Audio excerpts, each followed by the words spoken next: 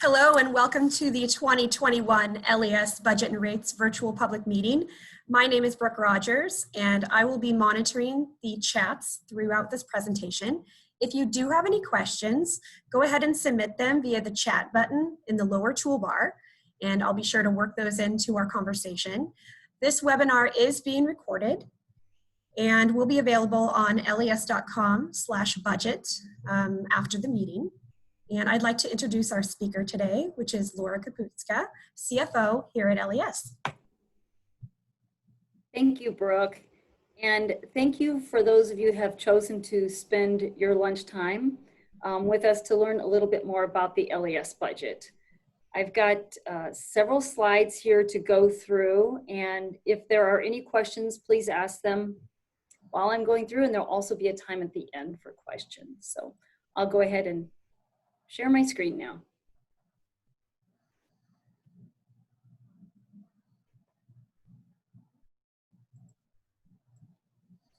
Okay, Brooke, does that look good? Yes, it is. Okay, perfect. All right, let's go ahead and jump into some of the details about the 2021 budget.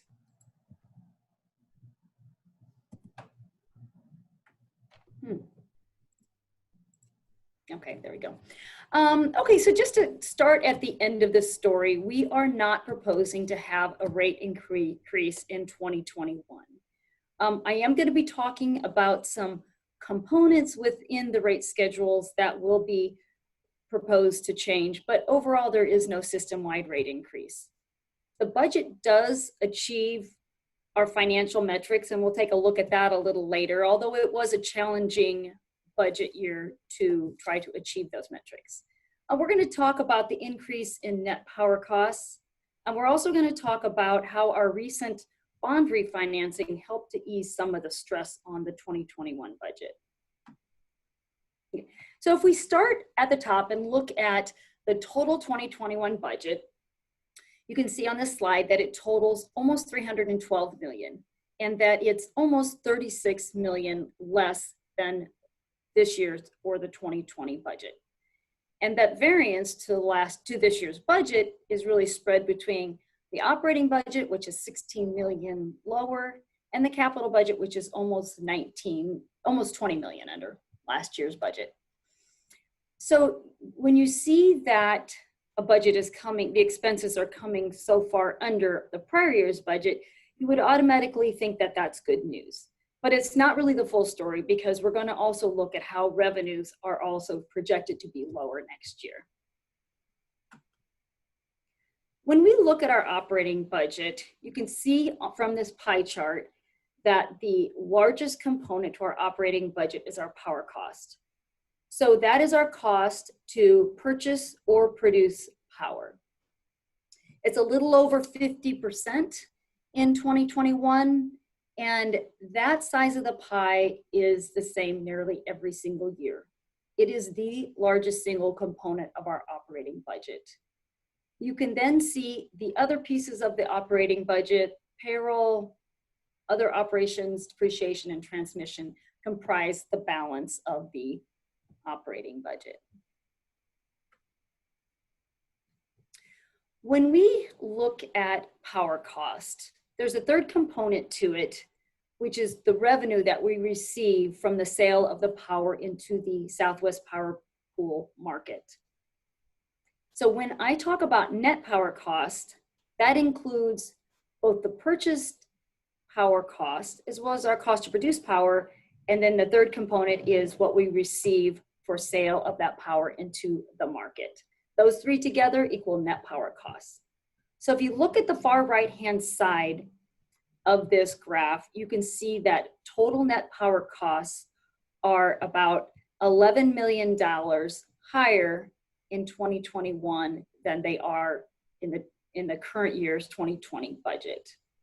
Now, if we look at each of those components, we start over at the left-hand side of the graph. So purchased power costs are projected to be about $2 million higher in 2021. When it comes to our cost to produce power, it's expected to be lower by about $15 million. So we're going to buy more power and produce less power. But really the biggest variance in the net power cost components is what we are expecting or budgeting to receive as far as revenue from the sale of that power into the market. So you can see there on the graph that that wholesale revenue is projected to be about $24 million less than what we have in the 2020 budget. So that's a significant variance. But one detail I want to point out here is that we had about $6 million of revenue that was previously included in the wholesale revenue category, but in 2021, we've reclassified it as retail revenue. So that $24 million variance, if not for the reclassification, would have only been $18 million. So the revenue was reclassified. There's no impact on the overall budget. It just makes the wholesale revenue variance be even greater than it would have been. Now, I also mentioned that on the revenue side, that revenues are projected to be lower than what we expected in 2020. So if you look at the bottom line here and the red arrow, you can see that total retail revenue is projected to be $2.2 million less than what we had projected in the 2020 budget. However, if not for that reclassification of the $6 million from wholesale to retail revenue, our retail revenue really would have been over $8 million lower than the 2020 budget. So you can see that $6 million reclassification helped to kind of soften the bottom line variance number, but it was a significant reduction in that retail revenue budget. We're seeing the biggest variance in our revenue projections coming from our commercial class. It's what we're also seeing this year in our 2020 forecast is that is the class of customers that has been the most significantly impacted from the pandemic. Now, if we move from the operating budget over to the capital budget, we can see from the graph how our capital budget is spread across the different categories that we budget within. And in total, the 2021 capital budget is almost $20 million less than the 2020 budget. So it's a significant reduction, and the major contributor to that reduction is the completion of the LES Operations Center. So in the 2020 budget, we had nearly $20 million budgeted for the completion of that facility. And in the 2021 budget, there's slightly less than $1 million budgeted. So that is the significant driver for the reduction in the capital budget. The other items that you see, the different categories that you see budgeted and represented on this bar chart are very similar to what ongoing type project work that you will see us budget for every year. Okay, moving to a different portion of our budget, this slide lets us look at some of our customer-facing programs, and I want to dive in a little bit on both of those. So the first one is our Sustainable Energy Program, which many people are very familiar with and have utilized to receive funding or partial funding for some of their energy efficiency projects. So in the 2021 budget, we budgeted $1.25 million for the Sustainable Energy Program. That is down about $500,000 from the 2020 budget. And there's really a couple different reasons why we are reducing that budget. One of the reasons is that we are projecting this year in 2020 to have remaining budgeted dollars of $400,000 to $450,000 for SEP that we don't believe will be requested this year. Another reason is that we're seeing some reduced demand in our commercial lighting program, especially for those projects that are for large square footages of space lighting. The demand for that is really down. And we believe that we probably have reached some sort of market saturation with that program. The other thing to keep in mind is that we have excess funding from 2018. When we ended the year in 2018, we had about 1.35 million left over of our SEP program budget. So we went ahead and moved that money into our rate stabilization fund. So that money is still in that fund, and it exists in the event that we would need additional funding for the SEP program. The other program that I wanted to mention here is our Energy Assistance Program. That is a program that's administered by Community Action on behalf of LES.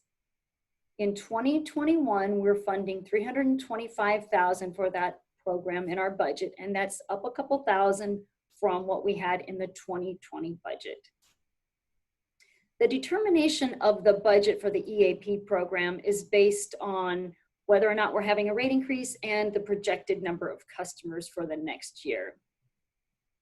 I wanted to add as a side note that the 2020 budget for the EAP program has already been fully utilized, and that is definitely a reflection on the impact that COVID has created for our customers. Many of them are having challenges to pay their electric bill. Our board a few months ago authorized an additional $500,000 that could be used in 2020 as additional support for our customers who are continuing to be challenged by the pandemic.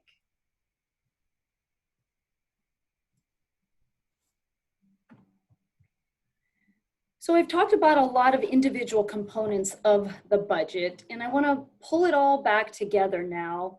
And I'm going to do it through the format of our debt service coverage calculation.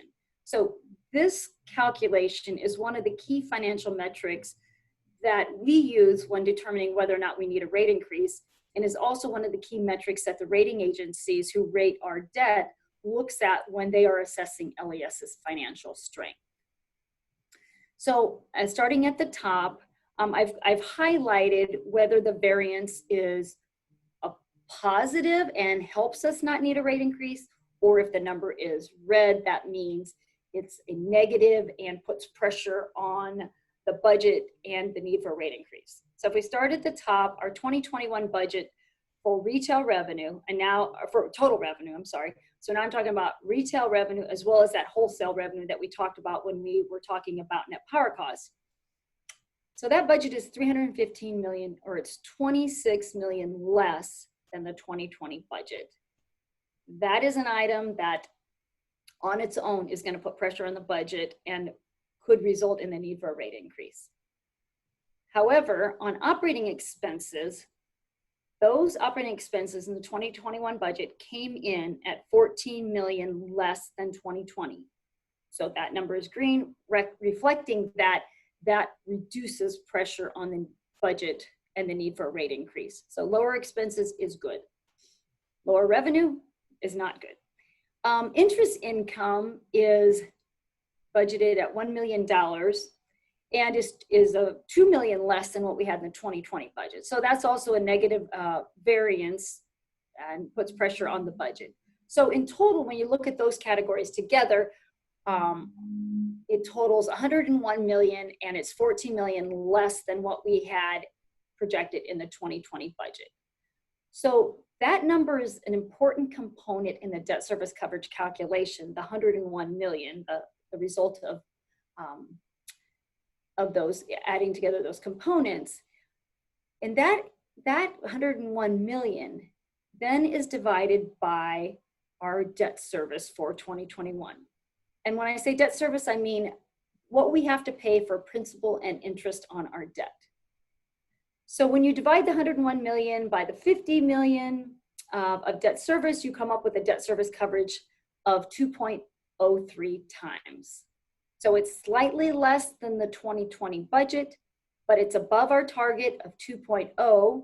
And so as a result of that, we were able to feel confident that we would not need to have a rate increase. However, and I mentioned early on that it was a challenging budget and that we had a bond financing that helped us achieve these financial metrics and helped reduce the need for a rate increase. So I just want to talk about that for a second. We recently, so it was in early September, we sold some bonds, some taxable bonds, and we used the proceeds from that bond sale to pay off some bonds, tax-exempt bonds that we issued in 2012 and 2015. And because interest rates were so low on those new bonds we issued, we were able to reduce our principal and interest costs in 2021 from 56 million to 50 million. And if we had not been able to do that, our debt service coverage, instead of 2.03, would have only been 1.8. And we most likely would have been looking for the need of looking at having to have a rate increase. So that's what I mean by when I say that the bond issue really took pressure off the budget and the need for a rate increase. So here, this is a look at some of the other metrics that we look at and the rating agencies look at when determining financial strength of LES. So we talked about debt service coverage. The next two ratios on the left there, the net debt and the fixed charge coverage, are kind of a similar calculation done by the rating agencies and a way of looking at the strength of our revenues as compared to our debt and our other fixed costs that we have. On the right-hand side, we're always looking to make sure that we have enough cash on hand. That's a very critical metric for the rating agencies. So we target having 75 days, and this budget comes in at slightly above that, 114 days at year end, 2021 year end. The rate stabilization fund, we are not planning to contribute anything to that fund this year. The budget shows it sitting at almost 38 million and the target is 32 million. So just as a reminder, the rate stabilization fund is part of our total liquidity, but it was established to help pay for any one-time events that might have a significant financial impact on LES. So instead of having a rate increase, we can bring in monies from this rate stabilization fund. So in effect, it does help to stabilize rates. So we are not planning to contribute to that, but as a reminder, I just want to go back to what I said earlier, that there is 1.35 million sitting in that rate stabilization fund and contributing to it being over the target related to excess SEP funding from 2018. And that money is available for low income projects or additional SEP funding if needed. Another thing contributing to this fund being over its target is we have about 4.7 million in that fund as a result of a settlement in 2015 with Burlington Northern, and we have earmarked that money for energy efficiency projects. So I mentioned at the beginning that there was no system-wide rate increase being proposed, but that we are making a proposal to change some of the components within rate schedules. So what do I mean by rate components? If you think about your electric bill, there are several different pieces or components or charges to it. So you have an energy charge, a customer's charge, a facilities charge, a demand charge. Those are what I'm talking about when I'm saying components. Those are the individual little pieces there. I'm going to show you a summary of these changes, but when we make these changes, it is revenue neutral to LES. So there is nothing additional brought in bottom line to LES when we make these changes. However, it can make impacts on individual customers' bills. So we do continue, so we watch that very closely as we're proposing these changes to be made. Also, when you think about why do we need to make these component changes, it's really because we have the rate that we charge our customer, and then we have the underlying cost for that item, for that component. And as you know, costs are constantly changing. So we have to constantly look at the rate as compared to the cost. And we will continue to make these changes for eternity to try to maintain a sort of balance between the rate charged to customers and the underlying cost for that item. The other piece that we're always looking at is when we propose these changes, we go back and we look at the impact on individual customer bills. Because as I mentioned, it is revenue neutral to LES, but there is impacts on customers.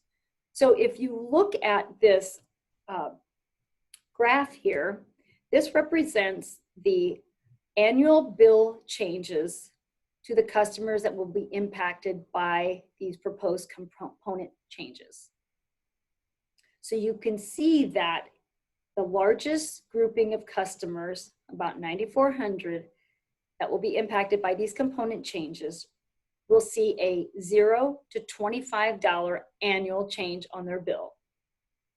And then if you look at the scale on the x-axis, you can see that some customers will have more than $100 decrease on their bill annually. And on the right-hand side, some customers will have more than a $250 annual increase to their bill. So there's about 20,000 customers that will be impacted by this change. We did make a more drastic change on some of the components that are in rate schedules that we do not have any customers on right now. Because there's no customers, there's no impact, and so we just went ahead and moved them right away or all the way to cost of service. We did not do that on the rate schedules that had customers on them because it would be too dramatic of an impact on bills. So we just kind of make these little minor moves each year. Then we have a few other changes that are being proposed. The streetlight rates, we're proposing to change those, the maintenance costs on those streetlight rates, to just move those closer to cost of service. We're also adding some clarifying language in the traffic light schedule that determines whether or not a meter is required for traffic camera equipment. And then finally, there are some additional costs that are being charged to LES for our WAPA customers, our customers who receive power from WAPA. So that's just a couple customers. And so the increased costs from WAPA is being transferred to those customers through those two rate schedules. So as we look at where we have been and where we're going with the budget, right now we are in our active customer communication timeframe. And so that's this meeting here is one example of that. We have been reaching out to other customers and other groups to see if they would like to have similar presentations. And so we'll continue to do this until the October board meeting, which will be held on October 16th. At that time, our board will take action on our 2021 budget and rates. And following their action, then we move this process over to City Council, where we'll meet with City Council members, and there is a three-step process prior to City Council taking action on our budget and rates. So that will happen on December 7th. So I want to thank you for your interest in our budget and in the process, and I'm going to go ahead and turn it back over to Brooke so she can close us up. All right, thank you, Laura. As a reminder, this webinar was recorded and it will be placed on les.com/budget in the near future. There's also other budget materials there if you'd like to have more detail on something specific.